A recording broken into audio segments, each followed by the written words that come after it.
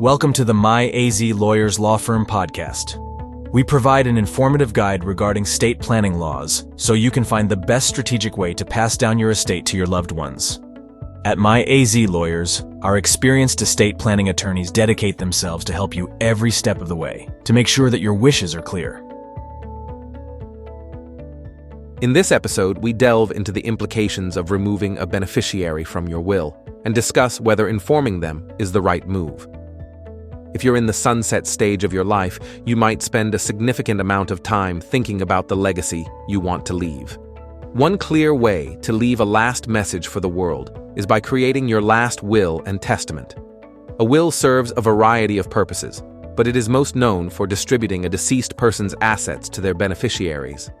But as you may have learned by this point in life, what you don't say can often be as important as what you do say.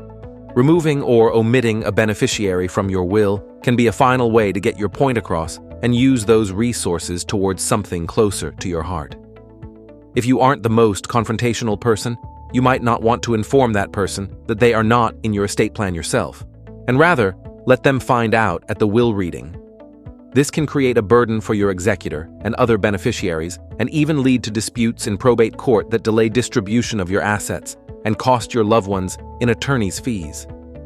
Keep listening for more information about the decision to tell or not tell someone who might expect to be in your estate plan that they will be excluded.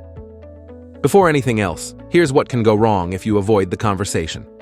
Your average friend or neighbor doesn't need an extensive explanation if you choose not to include them in your will.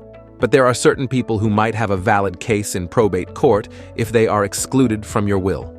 If you have ever divorced or remarried, there could be questions about if you updated your will to align with your wishes. For example, if you were married once, got divorced, updated your will after the divorce, and got married again, there could be a legitimate issue if you didn't update your will again after your second marriage. Additionally, your spouse might have rights to property you wish to distribute in your will. Arizona is a community property state, so all assets acquired during the marriage are considered part of the community estate. If you're married, you should consult with a knowledgeable attorney before creating an estate plan to distribute your assets. Your Arizona estate planning and divorce lawyers can answer questions you may have about which property is yours to give away.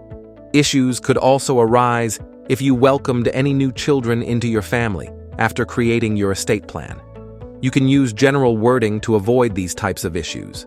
For example, you can leave a stock portfolio to be divided equally between your children instead of leaving it to Bob and Sue, leaving open the possibility that your family may eventually welcome a little John or Mary. You could also choose to share the news in your own words after you've passed.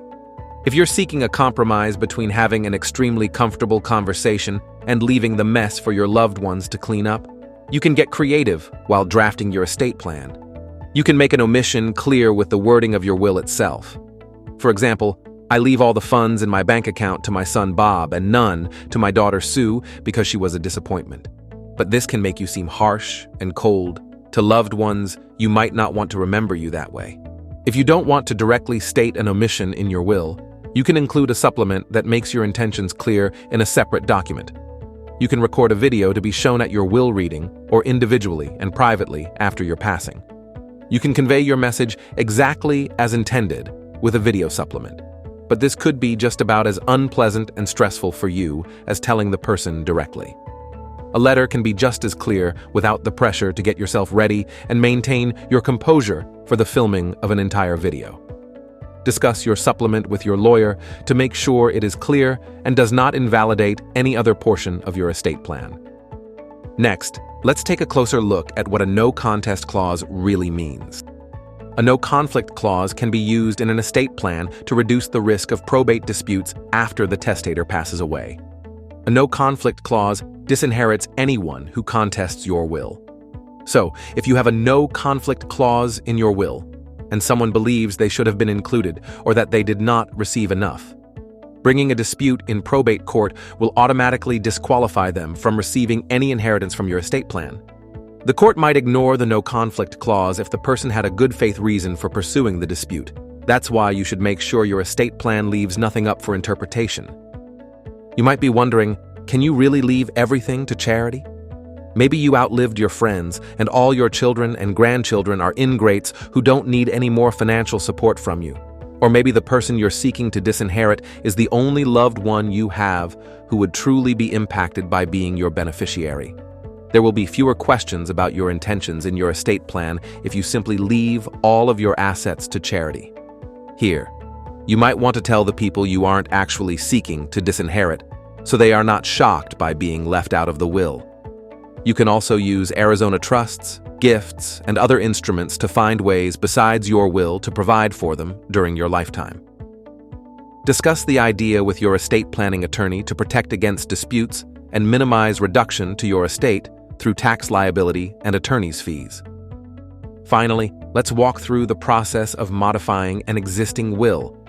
If you want to exclude someone who has already been written into your estate plan, you will either need to revoke your will and start all over with a new one, or execute valid modifications to your estate plan.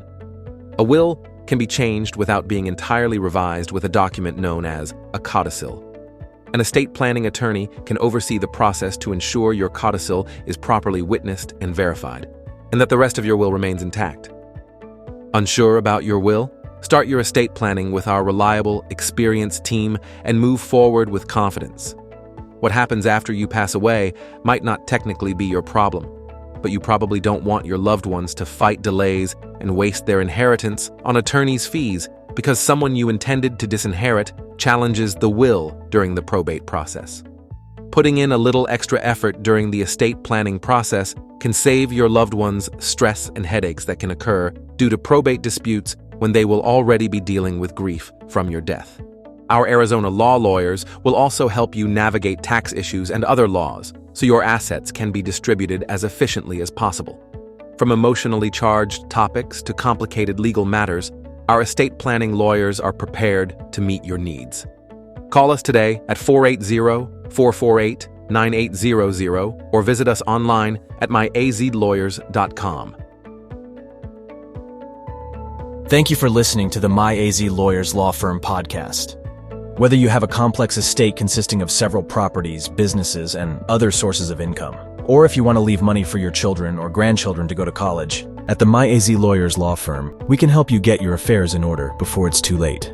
See all the benefits that come with a properly planned estate by scheduling your free consultation.